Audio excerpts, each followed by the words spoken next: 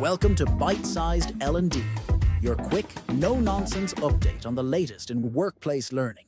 Today, we're diving into the buzz around AI's impact on jobs and uncovering strategies for developing skills that complement technology in this evolving landscape.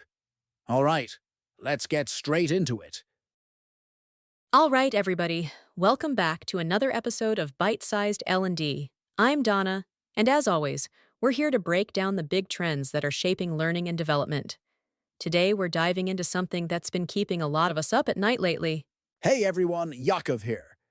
And yeah, Donna, you're talking about the elephant in the room, aren't you? The whole "is AI coming for our jobs?"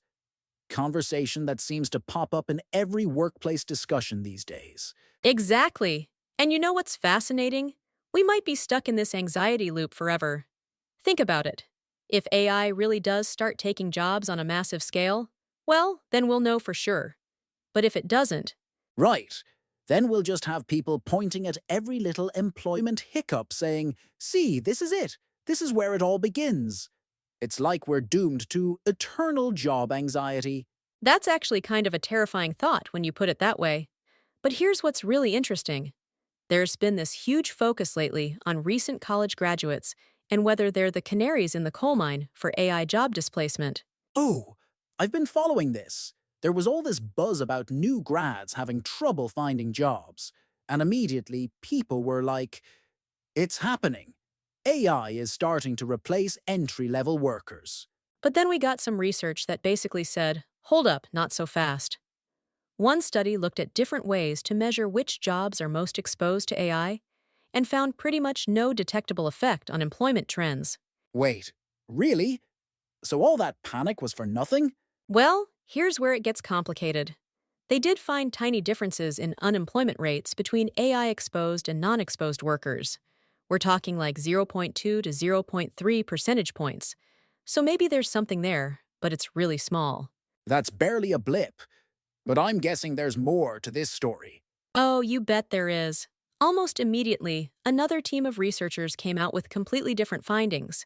They're saying there have been substantial declines in employment for workers aged 22 to 25 in AI-exposed jobs like software development and customer service. Now that sounds more dramatic. What kind of numbers are we talking about? They found that young workers in AI-exposed occupations saw a 6% decline in employment from late 2022 to July 2025, while older workers in the same jobs actually saw a 6 to a 9% increase. Wait, hold on. You're telling me that while 22-year-olds are struggling to find jobs as software developers, companies are actively hiring 40-year-old software developers? That's exactly what the data shows. And honestly, that's where this gets a little fishy for me. If AI is really making companies need fewer software engineers, why would they stop hiring young ones but go on a hiring spree for middle-aged ones? That does seem backwards. I mean, if anything, you'd expect companies to be more cautious about hiring across the board in those roles, right? Exactly. And here's another red flag. Wages haven't dropped at all, even for the most AI-exposed groups. If demand for labor is really falling because of AI, you'd expect to see both fewer jobs and lower pay. So what could explain this pattern? Is there some theory about why only young workers would be affected? The idea floating around is that experience becomes a complement to AI, while formal education, which is basically all young workers have, becomes a substitute. So AI might be making on-the-job training way more valuable than a fresh degree. That's actually really interesting from an L&D perspective. If that's true, it means we need to completely rethink how we approach workforce development, doesn't it? Absolutely. It would mean that our traditional model of get educated, then get hired, might be flipping to get hired, then get trained with AI as a partner. But that raises the classic question of who pays for all that training. Right. And that's always been the challenge with on-the-job training. Companies don't want to invest in skills that workers could take to competitors. But here's the thing. Before we completely reorganize our training strategies, we probably need to be more skeptical about these findings. The researchers themselves admit they're using some pretty experimental measures of AI exposure. What do you mean by experimental? Well, one of their measures is based on how often people ask AI chatbots about particular topics.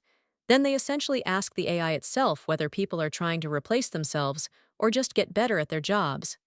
That's a lot of assumptions stacked on top of each other. So we're asking AI to predict whether AI will replace us. That seems like a potential conflict of interest. Exactly. And until these measures actually prove they can predict job displacement over time, we should probably take them with a pretty big grain of salt. So where does this leave us as L&D professionals? How do we plan for something that might or might not be happening? I think the key is to stay flexible and evidence based. Yes, we should be preparing our organizations for AI integration, but we shouldn't panic and completely overhaul everything based on preliminary data that doesn't quite add up. And maybe focus on what we know works, helping people develop those human skills that complement technology, regardless of what specific form that technology takes. Exactly. Critical thinking, emotional intelligence, complex problem solving, adaptability. These are valuable whether AI takes over half the job market or just makes everyone 20% more productive. Plus, if the experience becomes more valuable theory is right, we need to get really good at designing learning experiences that happen in the flow of work, not just in traditional training settings. That's a great point. We might need to become experts at creating learning opportunities that blend human expertise, AI tools, and real world problem solving. So the bottom line is that while the jury's still out on whether AI is about to cause mass unemployment, it's definitely changing how work gets done. And that means our job as learning professionals is more important than ever. Absolutely. We're the ones who help people navigate these transitions, whether they're dramatic or gradual. The uncertainty is uncomfortable, but it's also where we add the most value. Well said. So for our listeners, maybe the takeaway is stay informed about these trends, but don't let the latest alarming headline drive your entire strategy.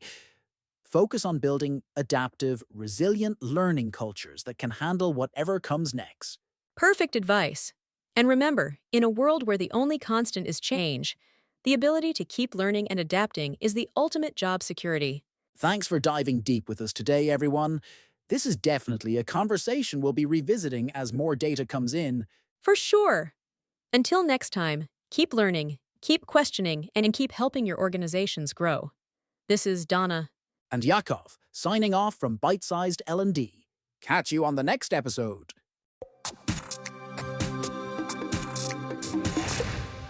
That's it for today's episode, where we delved into the impact of AI on jobs, especially for recent graduates, highlighting the value of experience in complementing technology and the critical role of learning professionals. Don't forget to like, subscribe, and share this episode with your friends and colleagues, so they can also stay updated on the latest news and gain powerful insights. Stay tuned for more updates.